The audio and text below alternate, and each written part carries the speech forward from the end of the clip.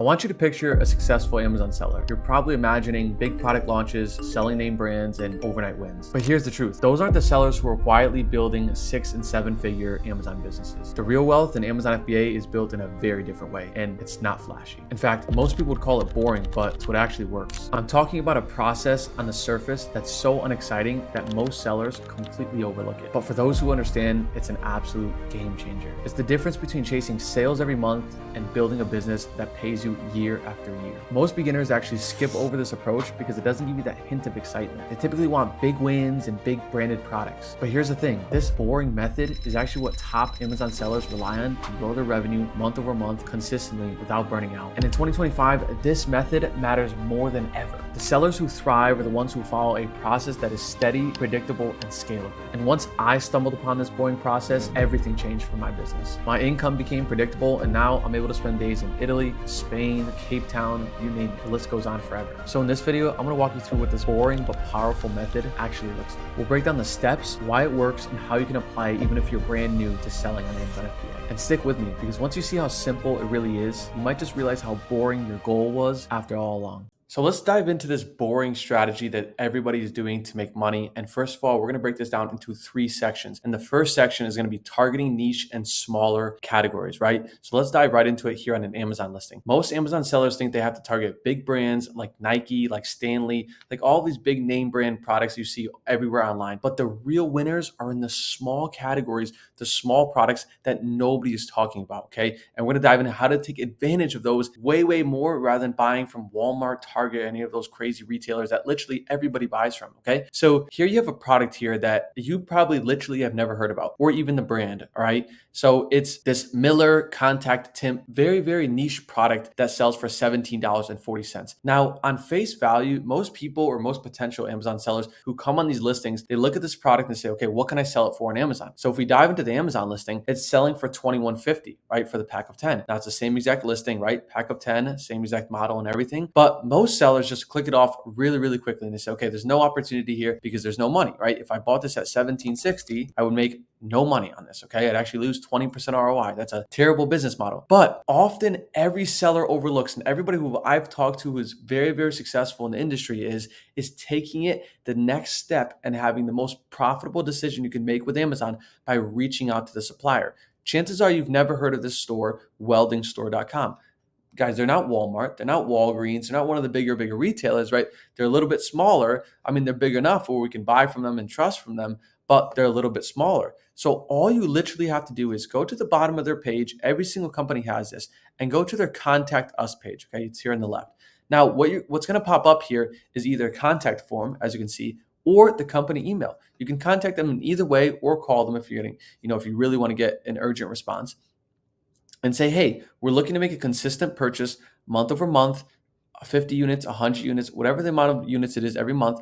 Do you guys have business pricing or bulk pricing, right? And now the reason why I'm saying that for this specific lead is because I've actually contacted the company, talked to the company, and you have the opportunity to go and buy this lead or buy this opportunity to make money off of day one. And the buy cost is actually $12.40, almost 30% cheaper than what's being portrayed on the retail site.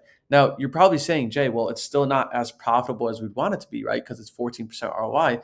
But if you dive here into the Keep It chart, where this is where we analyze all of the Amazon products to see, if they're going to be profitable in the future, in the past, what's the price they're selling at, how many sales per month there is. Keep It literally tells us everything we need to know, and it's pretty simple to read, right? We have price at the top, sales in the middle, and seller and the number of sellers and who's selling it there at the bottom.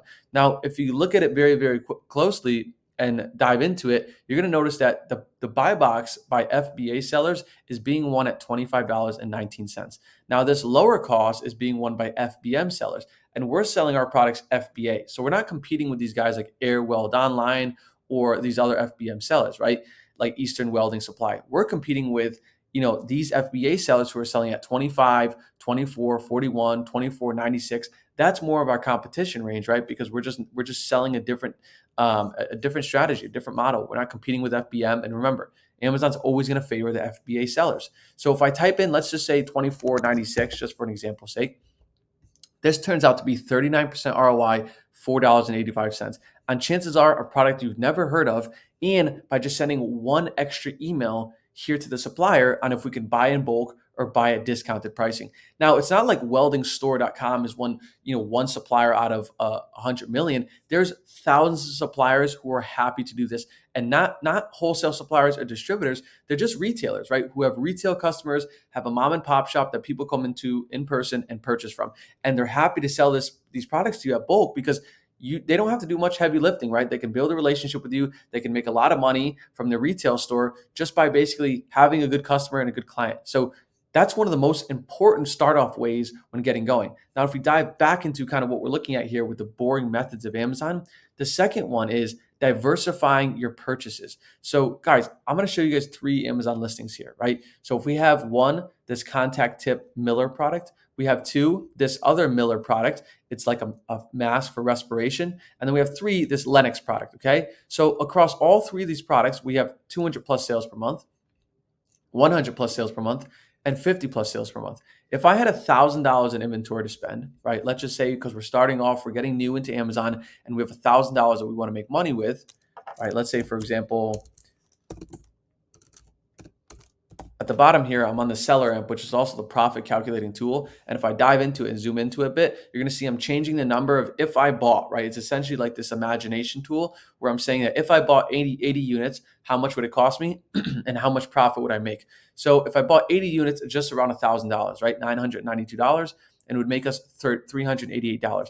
Now, this listing only sells 50 times a month. So if we bought 80 units, we're probably holding a little bit of stock into the next month, especially because you have to credit that you're not going to win all the sales. There's a few other sellers on this listing, as you can tell, and they're all competing for buy box as well. So maybe you can win 20, 30, you have to read the charts and make a decision.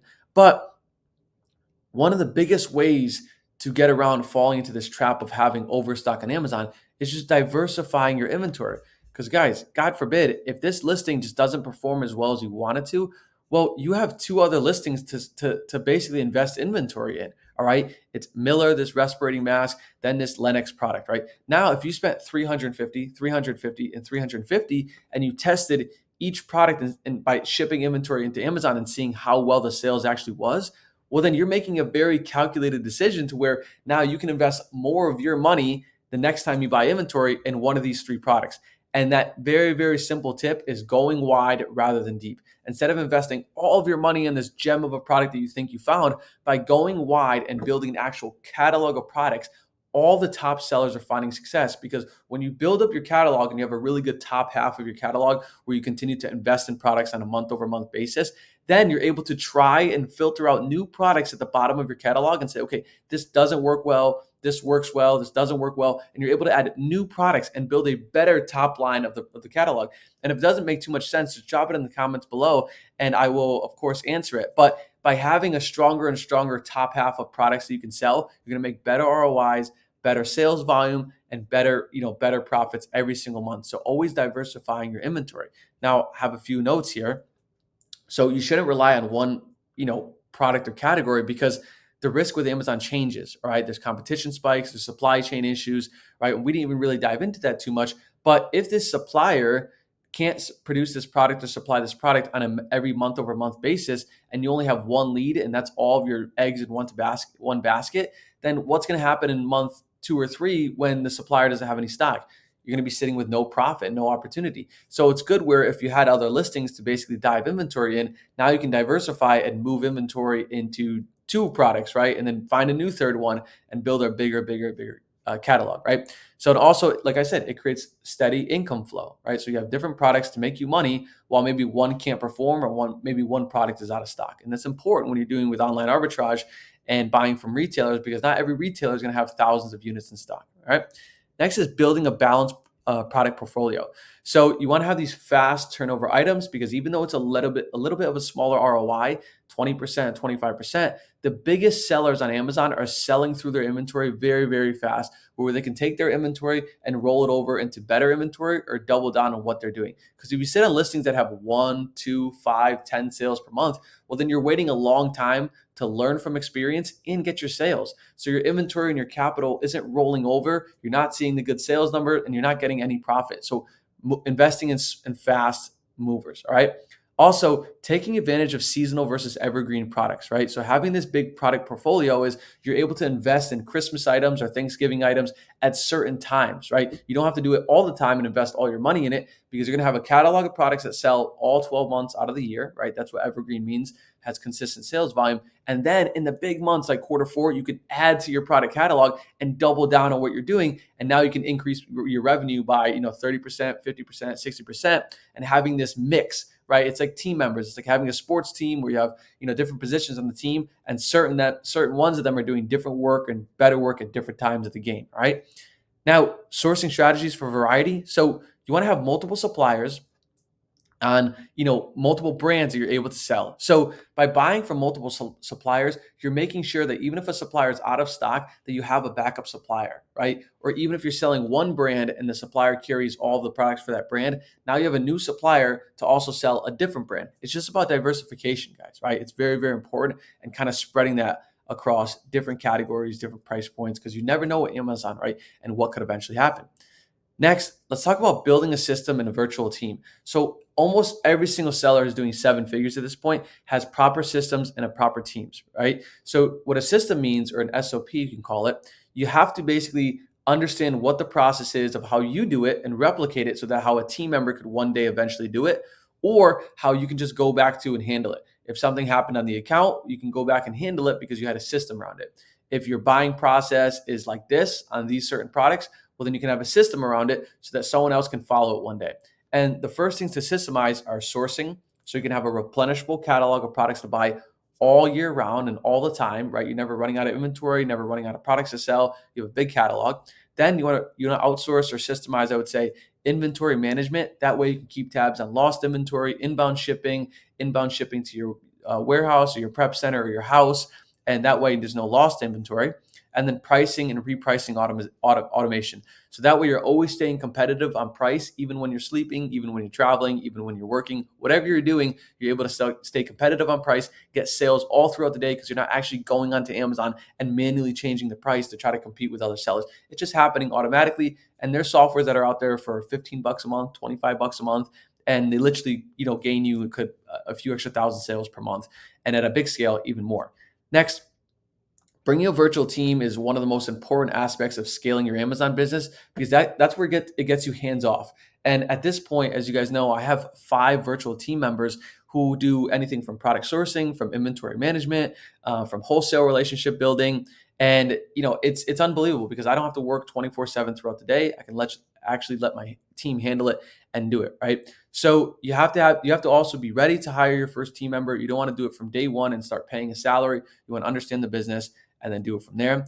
And then you have to have a task that a VA can take off your plate. And of course, if you create systems, guys, to teach them how to do the task, then it's going to be very easy for the VA to say, okay, this is how I should do it because so-and-so told me this is how it should work. And that also happens in this last, note here, to train and to basically manage them for consistency. So in the early days, you're going to be on 3 calls, 4 calls, 5 calls a week with your team member, telling them how the process works, how the process with you works, what's your criteria, everything like that. And that way it can become repeatable and you're basically duplicating a mini you so that you don't have to focus on those tasks.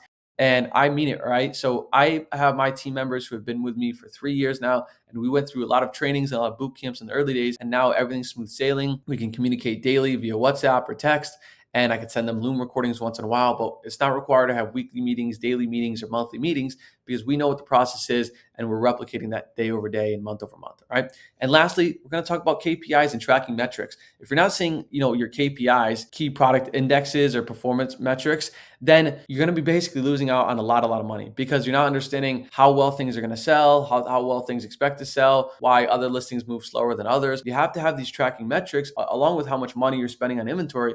Because if you don't, then you're going to be in a lot of trouble because you might be spending too much or too less. And that's how sales get inconsistent and your revenue gets consistent.